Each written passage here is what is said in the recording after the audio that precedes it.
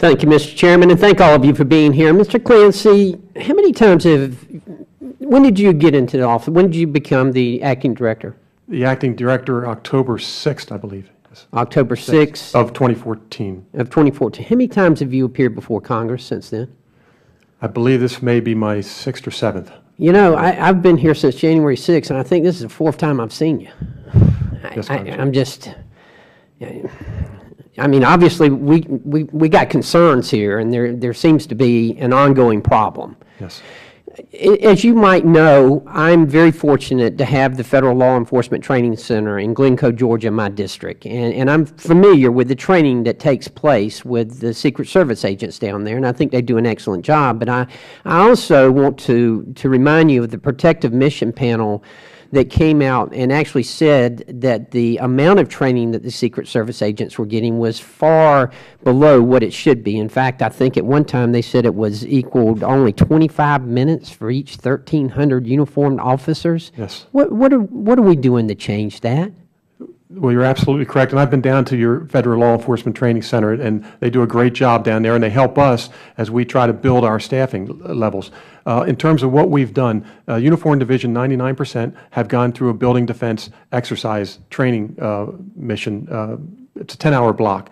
Additionally, approximately 700 of our uniformed officers have gone through a 3-day training period where they do their firearms, their emergency medicine, their control tactics, a number of things. The agents on the President's detail, we've increased the number of agents on the President's detail. By the second quarter, early January, we will have increased the numbers there by 85, which is what was recommended by the Blue Ribbon Panel, and that will help their training. So we have increased training by 85% on the President's detail in this past year. Okay, well, specifically, let's get to what we're here about today, and that is about Chairman Chaffetz and that situation.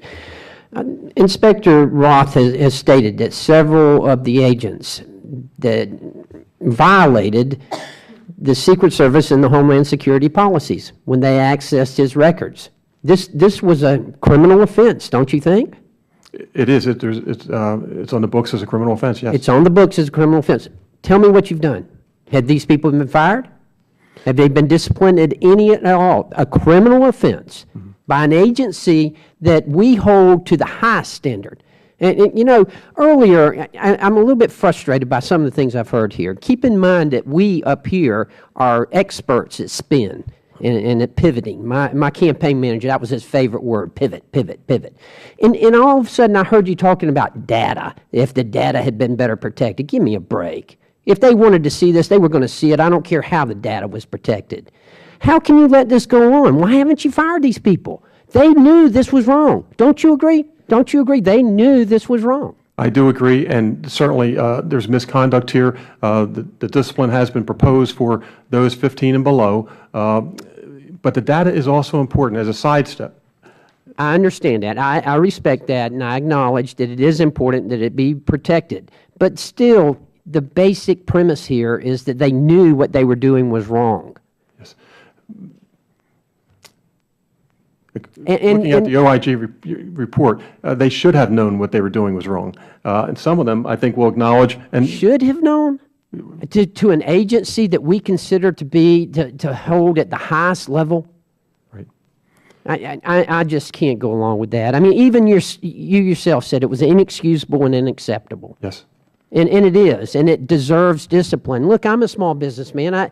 I've got employees as well, and I can tell you when something like this happens, and I'm not trying to tell you how to run your business, but you know as well as I do that when you got a cancer, you got to get rid of it. Otherwise, it's going to destroy your whole business. And you've got to get rid of this cancer here, and you've got to set an example. Yeah. And you've got an opportunity right here to set an example because what they did was wrong. They knew it was wrong, and they deserve discipline. And they deserve to be let go. They deserve discipline. We do look at the whole picture here, too, the whole person. Some of these people have spent 28 years with no discipline in their history. Some of them self-reported. Some of them, they're obviously all very remorseful.